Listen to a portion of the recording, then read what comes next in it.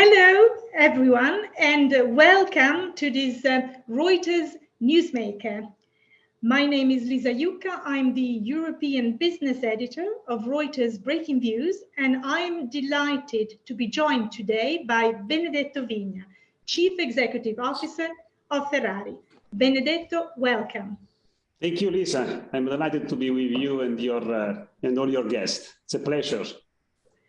So Ferrari obviously doesn't need much introduction since it's one of the world's best known brands. But just as a reminder, we're talking about a company with 47 billion euros of market capitalization, which posted record revenue actually, of 5 billion euros last year, and which has been manufacturing high-end sports car in Italy since 75 years. Benedetto took the helm in 2021 after 26 years at chipmaker STMicroelectronics and has been steering Ferrari into a new world where it can hopefully maintain its high profitability, but also become a greener car producer. So I would like really to start the conversation with the green mobility challenge, green challenge that Ferrari faces. Benedetto, as you know, as we speak, there's been quite interesting developments in Brussels because the European Union has for years been discussing the possibility of actually stopping new combustion car engines in Europe after 2035, but there was a breakthrough agreement this weekend which introduces the possibility of also using e-fuels. So I would really like to hear from you. I mean, what is your view of the viability of adopting e-fuels, for combustion engines in Europe? Is this something that can be adopted at scale after this landmark deal, or will it remain maybe a niche market with electric vehicles, becoming the main source of energy for cars going forward? Thank you, Lisa. This is indeed a very interesting question. And I have to say that, we had a very interesting weekend, the last one. And this weekend, what has been decided that the e-fuel can be used also, let me say, in the future, if you want, is a confirmation of the strategy, of electrification strategy that we announced last Capital Market Day in June. What we said clearly at that time is that our company will go ahead with the three propulsion scheme, the ICE, with the hybrid and the electric. So these news from Europe of this weekend are a confirmation that our plan to manage the technology transition, the energy transition is a good one. And if you want, I've been managing a technology transition many times in my career, and I have never seen a digital switching happening. So very good news for us after this very interesting weekend. Okay, so maybe let us understand a little bit better how the new rules, will affect Ferrari in particular, because Ferrari is a small car producer. You make 12,500 vehicles per year, more or less at the moment. So, we're not talking about the mass car producers that make millions, of vehicles per year. So this particular changes, I mean, do they affect Ferrari, or would you have some sort of exception, or carve out because you are a small maker of cars? The discussion before this weekend were already classifying us as a small volume manufacturers because we are producing more than 10,000 worldwide, but we are producing less. We are selling less than 10,000 in Europe. So if you want, the good news for us as a company in the weekend is that on top of the electric cars, we will be able also to go ahead with our ICE because let's say the technology in Ferrari has been always something that we have been using to provide unique experience to our client. So in June last year, we said we will continue developing very new engine on ICE, and now with the e-fuel, well, this can allow us also greater freedom on the propulsion scheme. So I think really, Lisa, this is something I think we were already in a good position before, because we had till 2036 to go ahead with our ICE. This decision is very interesting for us because it allows also the ICE to go beyond 2036. And in any case, the message is that we don't want to impose any propulsion scheme. It is not nice for us to tell the customer, the client, which car to use. We want to make available the 3 kinds of propulsion to our client, and they will select. Okay, so let's remind our viewers that at the strategy meeting that you mentioned, the Capital Markets Day, you had set a certain target for models, right? So for 2030, if I'm not mistaken, you had 40% of models electric, 40% hybrid, and 20% combustion engines. This is like in 2030, more or less. So I'm kind of interested in understand, how this decision and the debate at the moment maybe changes your vision beyond that. So does it mean that maybe this division, this balance, let's say, is going to stay like this going forward, or will we have still more electric cars? Because the focus up until now for the industry has been to push ahead with electric. So interested in understanding how the balance of models is affected by this development. No change, Lisa. We said the 40-40-20, as you said, the 40 electric, 40 hybrid, and 20 IC. We stick to our plan. And if you want, already in June, we were embedding the idea to keep alive with ICE. So we stick with our plan and we go ahead along this direction. If something else will happen the next years, we'll see. But our plan is the plan of the 16 June 2022. Exactly that one. But give us a sense of, how these technologies fit, depending on the model that, is being used. So, Efuels, okay, there is a debate on whether they will become cheaper in the future. At the moment, some say they're more expensive, but, potentially will become cheaper. So I'm just trying to understand whether maybe electric models will be maybe the entry models, while the e-fuels will be for the supercars, which maybe need more sort of power, the sound of the roaring engine. How should we look at those technologies? Which one is best fit for which model? Look, don't think about specific model using specific fuel. Okay, this would be a wrong assumption. What I can tell you is that when we design a Ferrari, we keep in consideration 3 important pillars. So we start from this, and then the technology is a consequence of this choice. Which are the 3 pillars? First of all is the design. The second one are the performances, and technology, quality, fuel, electric is a way to provide this kind of performance level. And the third one that is very, very important for our car is the emotion to drive. Let's say the emotion that the driver experience when it is in the car. These are the 3 things we keep in mind. Now, if the technology is A, B, or C, if the fuel is A, B, or C, well, this is a consequence. We start from the emotion we want to deliver to our client. And then as a consequence, all happens. Coming back to the other part of your question, it's true, today, the e-fuel are a little bit more expensive, or let me say, from the numbers that you can read are from 2 to 7 euro per liter. It's also true on the other side that it's a new technology, and like all the new technologies, there is time to become cheaper.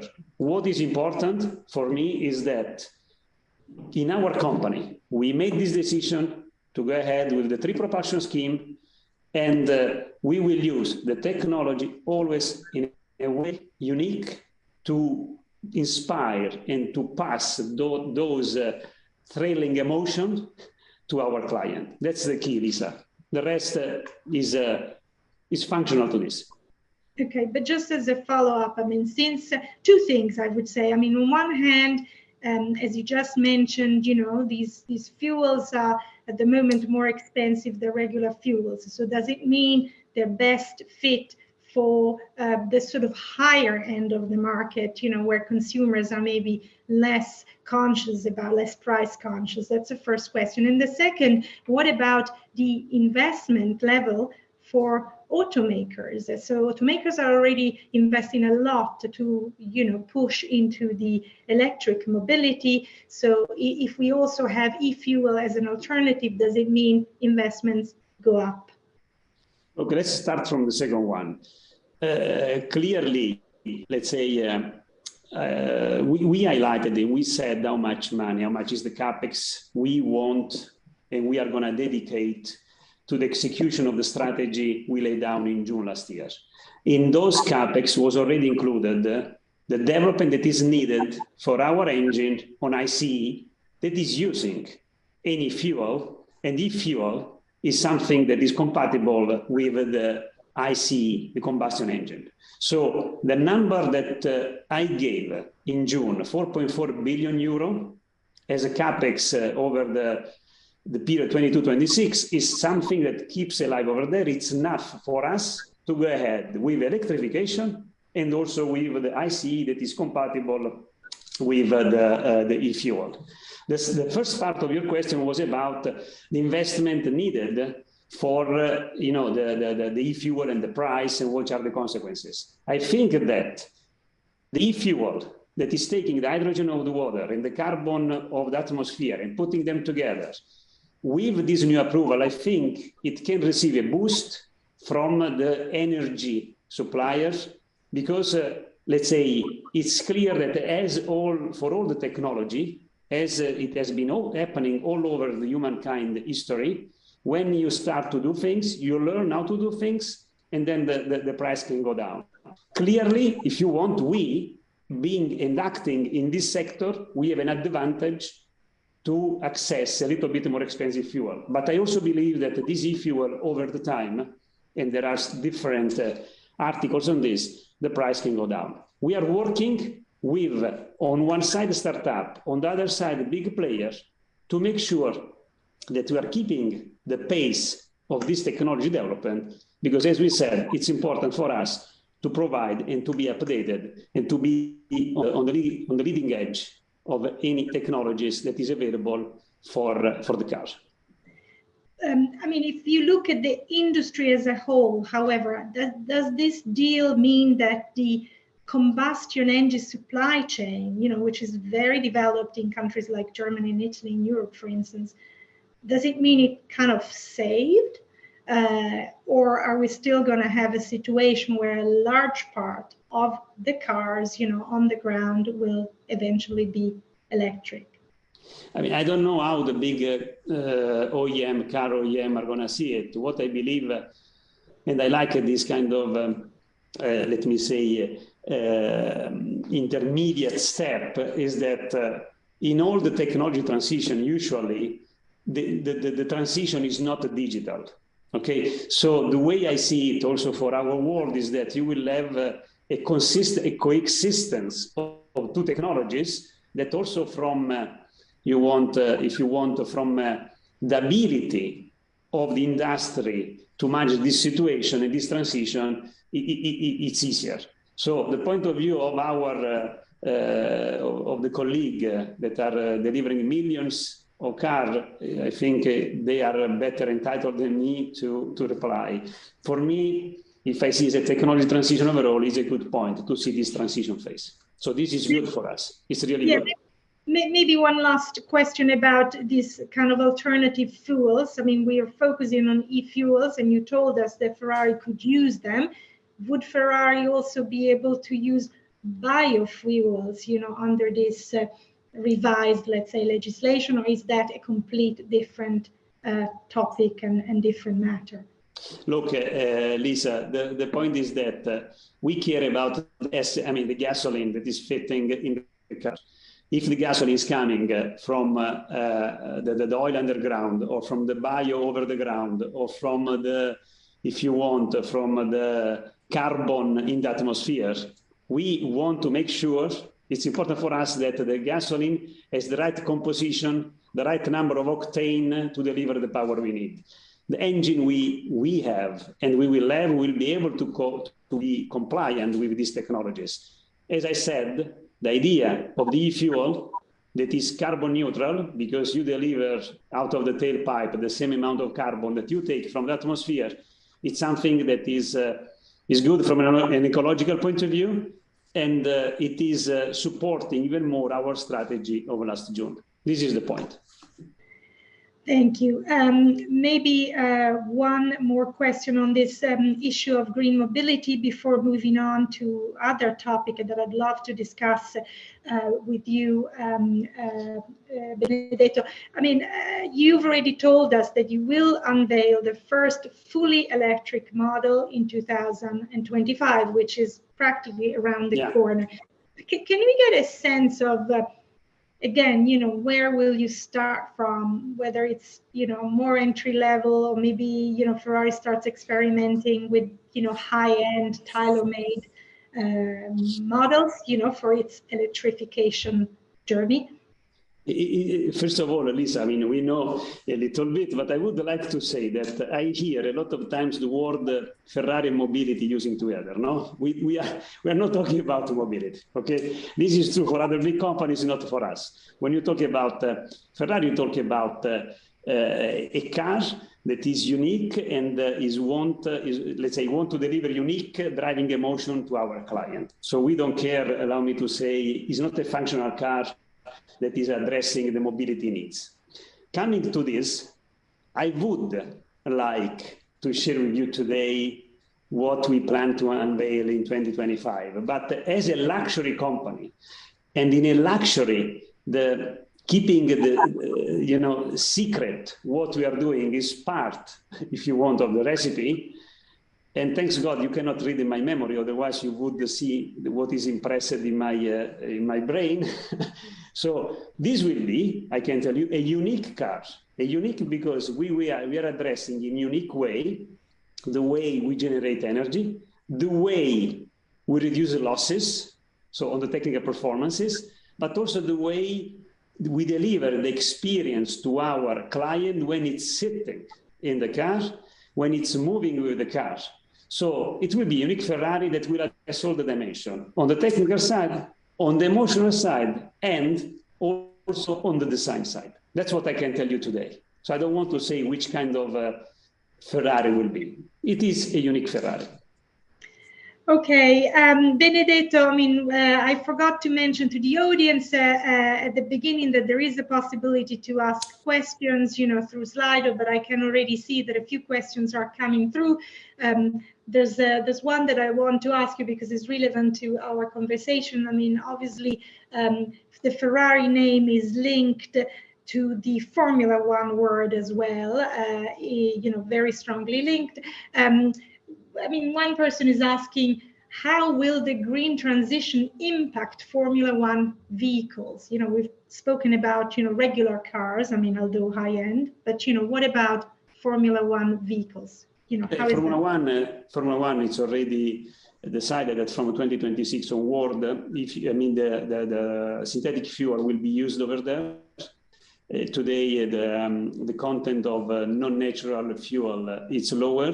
So if you want, Formula One is a good platform to develop new technologies that then can migrate from the restricted world of racing to the wider world of sport cars. And we, as a company, having both souls on our company, we can benefit of what we learn in Formula One, and we can transfer this to our sports car on the road. So if you want this concept from track to road, it applies in general. You develop technologies in a smaller set.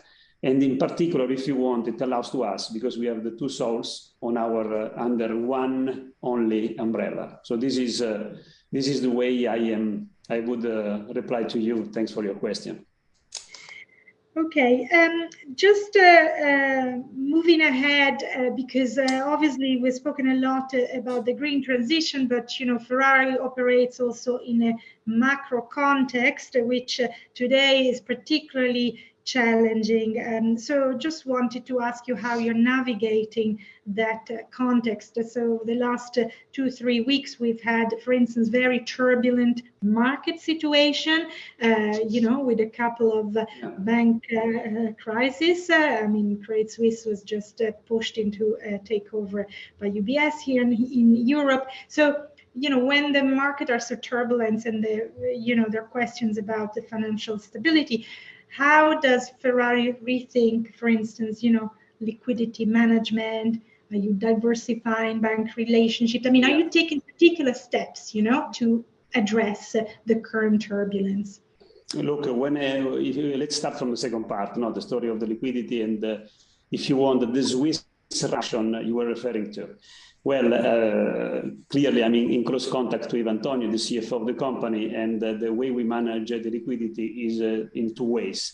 Through, number one, diversification of the banks, and number two, looking carefully at the rating our brands. We have a specific policy we comply with, where we have to select banks that have, let me say, a high rating. This is on a specific, if you want, situation that we've been facing in the last,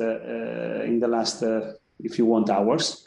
When it comes instead to a broader picture, if you see the result of 22 with the COVID and the war and the shortages have been possible because the team in Ferrari has been able to manage well, if you want, with agility, all these different situations. And I think that in the future, and this is, if you want, is an interesting indicator. In the future, the only things we are sure of is that there will be a continuous change. So the teams that are able to cope with agility, with flexibility, to address with a good teamwork this situation will be able to survive. I think we in the company demonstrated 2022 that has been a challenging year. It has been addressed properly with the new team that I set up end of 2021. So let's proceed, let's continue to work with the same determination, and that's what we will do. There is not, if you want, a set of rules to follow, because we have to be agile to be able to address them properly. So far, the company has been able to address. We have, the team is determined, and I think has also the competences to address the future challenge. We have always to be, on the other side, Lisa, to be humble, humile, if you want, with in a confident way, so that we take any change seriously and we adapt and we learn. Continuous learning in a situation that is fast moving. This is the key. Absolutely. There are a number of challenges, I would say. Maybe I'll list a couple of others, because I'm interested, in maybe getting a sense of how you're dealing with some of the others. So another challenge is the inflation, for instance. Yeah. So we had it last year, still here. Energy prices are up, raw material prices are up. Obviously, you are in a business which has pricing power, but how far can your pricing power go?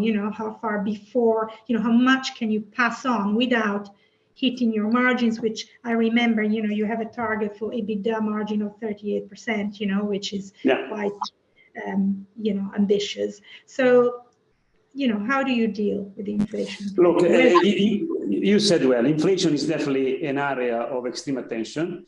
And inflation is an area that is touching everyone. It does not matter if you are in a business or in another. So clearly, we are also touched by it.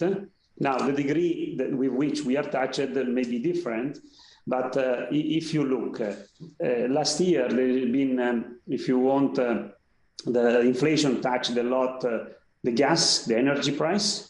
That today, if you want, seems to be a little bit in a better situation. The raw material was there and is there. And this year, we have also in addition the labor cost, because the labor cost, many companies all over the world have been touching also the salary to cope, to allow their employee to cope with increased cost of living. I think that what we did last year and what we plan to do this year, that means a price increase in the range of 4 to 5%, is going in this direction. Clearly, I want to underline, Lisa, this price increase is not only meant for the inflation, is also meant, allow me to say, for the emotion that we address and we deliver to our client. I mean, we are in the luxury space. In the luxury space, the pricing is defined by the emotion that we deliver to our client is not a cost plus approach for defining the pricing. So this is very, very important. Okay. Maybe one other challenge, that I mentioned to you, and I would be interested in hearing how you're dealing with it. We are in the middle of a global trade war. I mean, let's face it, there's antagonism between the United States and China in particular, apart from the fact that we have a physical war, unfortunately, in Ukraine. But, there's a lot of discussion about securing the supply chain, in particular when it comes to, for instance, EV batteries, which, that supply chain is dominated by China, as everyone knows. So how are you ensuring, that your supply chain is secure, that you're not too dependent from a player that may be caught in the middle of this trade war? Look, I would say that our supply chain for 2/3 is based, let me say, in Europe and in US. I have to say that when it comes to supply base that is not, let me say, on the Western side, we make sure that there is always a solution that is, let me say, a backup solution, allow me to say in this way. And when we have our tier one that are using critical suppliers in a specific part of the world, well, we always make sure we go to see the tier 2, tier 3 are properly, let me say, are managing properly the security of supply. So, last year, you remember, no, there were many chip shortages. The team, if you want, is a specific fact. We have been able to manage all the situation. And believe me, several times these chips were coming also from, let me say, from China. So it's not easy. It requires some effort, but I think we are having a plan that we are following to make sure that as we delivered last year, we will deliver in the year to come. This is the plan, Lisa. Okay. Benedetto, final mention of the challenge, of the risk, that your company and others are managing and facing today, and this is the cyber risk, that I'm quite interested in. I mean, your company revealed just a few days ago that you've been subject to a ransomware attack. Obviously, you're not the only one. I mean, there are data showing that, this type of attacks have gone up 40% year on year last year from the previous one. So it's a real issue. So what have you learned from this situation? But also, does it mean that, this is a cost risk basically for your company, other companies, because, these attacks are becoming more frequent and more aggressive? Look, the digital world is becoming, by definition, less limited than the physical world. Okay, so if you want the firewall, the wall to protect the city, like in the past, cannot be so easy to be erected. So what does it mean? It means that for me there are two ways to manage this situation, and I have to say that I am very proud of how the team in the company managed this situation, as well also what is been the answer and the reaction of our clients. Because there are two ways, as I said. Number one, open and transparent when these things happen, and to manage the situation with the client. I mean, we sent an email to our client, telling them what happened, and explaining also our plan of action. The second is that when these things happen, instead to pay the ransom and to feed more and more this kind of criminal act, because that's what we are talking about, well, we want, and we are partnering with state-of-the-art companies that enable to make our wall around the city, around Maranello, stronger and stronger. So again, here, Lisa, is the same point.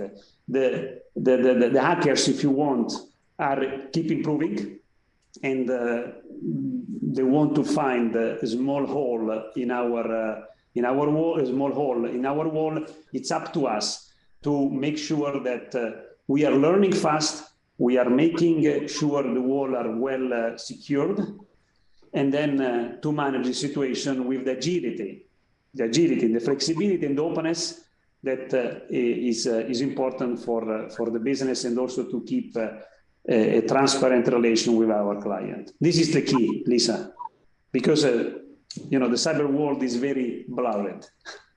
Absolutely.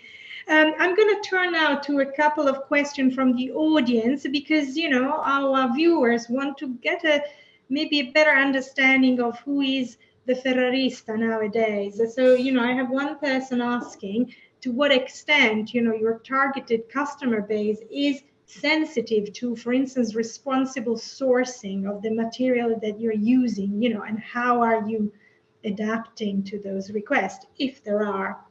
It's a very good question. I have to say that in our event, we see more and more our, let me say, Ferraristi coming with their younger son or daughters. So, and I had the pleasure to talk with several of them about this, let me say, attention to green.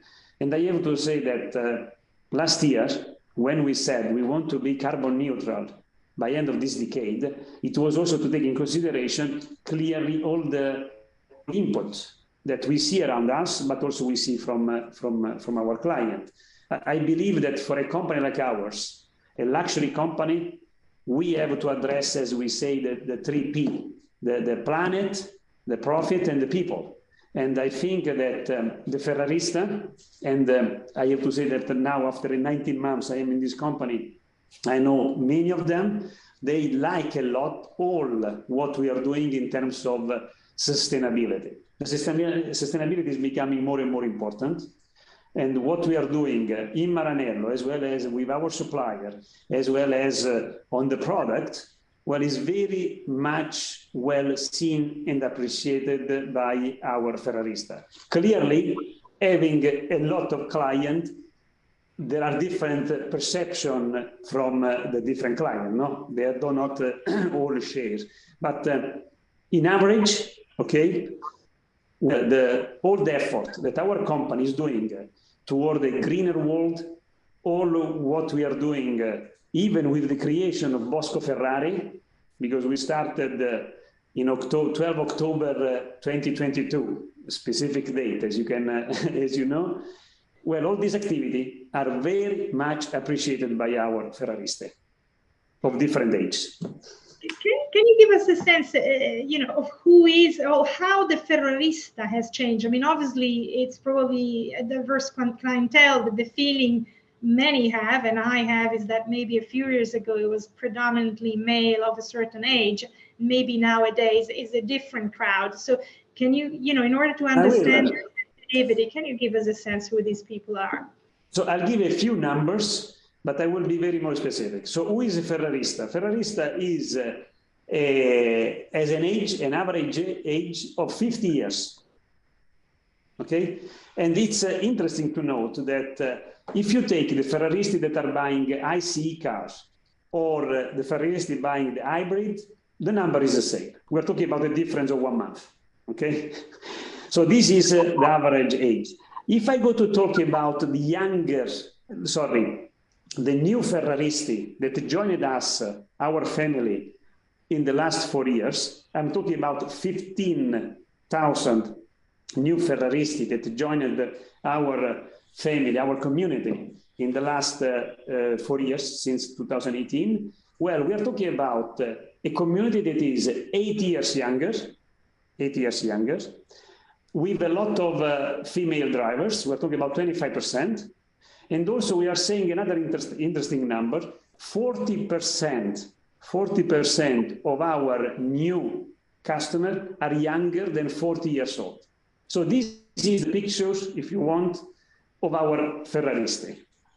Maybe another important point is that this kind of metric is valid also a little bit across all the geographies. We don't have any geographical pattern. The only things we can say is that in China, there is a higher percentage of women, also because in the other part of the world, very often the name is registered under the name of the men, but used by the women. We have also other cases, we have both cases, but I remember, I can tell you this, Lisa, when we launched the car in Tuscany in September, it was the beautiful Puro Sangue. We invited the client with their partners, and many times they wanted all to buy two of them because each one of them can have their own cars. So if you want the strategy we said, different Ferrari for different Ferraristi and different Ferrari for different moments, that is the strategy that we are following, is what is also driving, let me say, this kind of Ferraristi. So this is the picture of Ferraristi, Lisa. No, absolutely. Do you also have a different Ferrari for different geographies? Maybe the demands are slightly different, you know, in Asia, South America, or not so much? No. We say different Ferrari for different moments because the same client want to have a 296 GTB, more on the sport side, and the Roma, more on the, let me say, on the gentleman driver side. But a different Ferrari for different Ferraristi, because you have a Ferraristi that like one car instead of another. I like to be more on the track side, for example, while I know friends that are more on the road side. Different Ferrari for different geography, we never said it does not apply. Because, as I said, this kind of client is more or less, picture is more or less the same through all the countries where we are selling our cars. There's another audience question, which is interesting on a topic we haven't yet touched, and this is about the development of self-driving cars. So could self-driving cars be an option for Ferrari? I will reply with a fact. A few months ago, the CEO of a company that was developing an autonomous car came to visit me. He's an old friend of mine. Then I told, you know what? Why don't we go to try a Ferrari on the circuit here in Fiorano? When we drove the Ferrari, then he get out of the car, he said, Benedetto, I understand. You don't need this kind of technology. What I mean is that having an autonomous Ferrari is a no sense.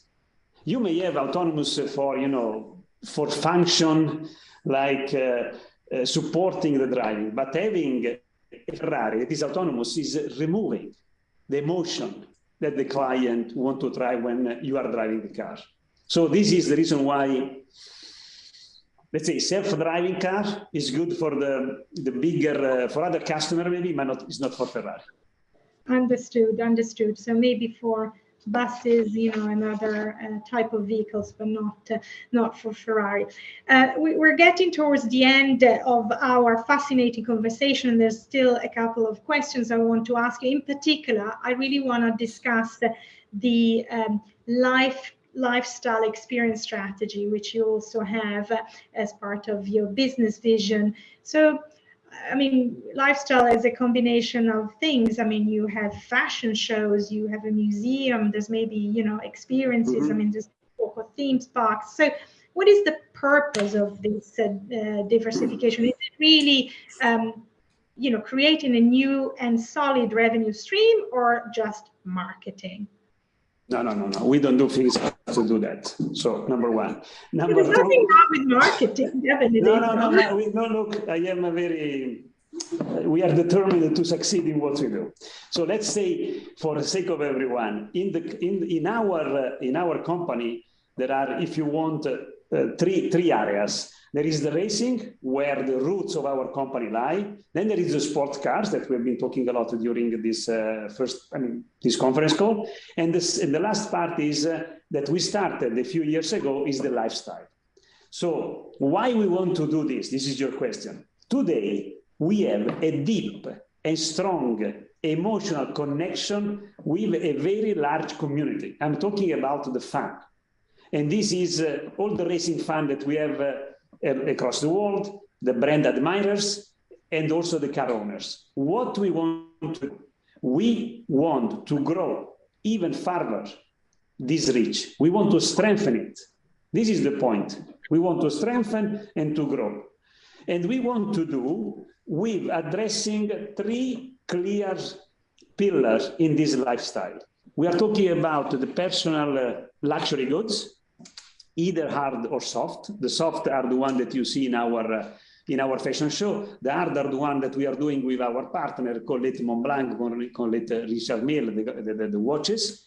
The experience, I'm talking about the experience, the restaurant in Maranello, the museum in Maranello and Modena. Last year, we had more than 620,000 fan, or let me say, Ferraristi family members that are visiting our two beautiful museums. And then there is the part of collectibles that is a good synthesis of craftsmanship, of the innovation, of all, let's say, the beauty that is getting in the car. So lifestyle as three pillars. Lifestyle is important because it has the potential to grow even further the reach of our large community. This is the point, Lisa. I hear you, but it's a very sort of diverse, it's a big diversification, let's say, from your core business of making cars. So I wonder whether, some may think that this, could pose a management distraction. When, for instance, are we gonna potentially see meaningful revenue from this extra pillar? Look, it is not a management distraction. We have a clear a team that is fully dedicated to this activity. We have been able to attract with our strong brand top talent from this industry. And I think this is something, if you want, that makes a difference between us going from the sport car to this lifestyle business versus other companies that tried in the past. The strong brand we have is able to attract top talent. We've been able to rationalize the licenses that we had in the past. We have been able to also rationalize the network of our stores. We have been able to identify some areas where it makes to invest with patience. Yes, because these are not things that happen from day to night. I fully agree with you, with Lisa. And also, we say that in these 5 years, till 2026, 4 years now, we want to double the revenues that we had in this pillar before the COVID. It's not, let me say, an aggressive target. It's something that we believe it's reachable. We are on track to make it happen. And as I said, there are clear, tangible milestones that we achieved, that we plan to achieve in this period. Okay, well, thank you. Maybe I'll, since I have still a couple of minutes, I'll end with one very short question. You are at the head of a brand, which prides itself for exclusivity. How many cars can you make per year, obviously, while still retaining that exclusivity, which is kind of key to the brand? You said well, Lisa. Is a luxury. We are a luxury brand. We want always to sell one car less than what the market demands, and I believe that there is no better way to keep desirable a product than selling less than what they want. And okay, but if you think. If I say 15,000, and am I off mark, or is that? Let's say you know what we said, what we sold last year. We said also that the growth will be in the single-digit side, so you can make your own math. What I want to tell you is that our We want to keep always high the exclusivity. We want always to keep high the desirability, because we believe that in this luxury space, these are key ingredients. And that's the reason why, when we announced the Puro Sangue, we said we do not want to double the volume of the car we make with one model. Maximum 20% of our yearly volumes will be called Puro Sangue. I think this is very important. It's very important for us. We stick to sell one car less than the market demands. Well, thank you, Benedetto. I mean, this was a long and fascinating conversation. I mean, thank you for being on so many topics. You. Next time in person, Lisa. Next time in person. That's a promise. Okay. I don't like it digital. Okay. Thank you to the viewers. Ciao. And see you hopefully soon. Ciao. Thanks Bye-bye. all. Ciao. Bye.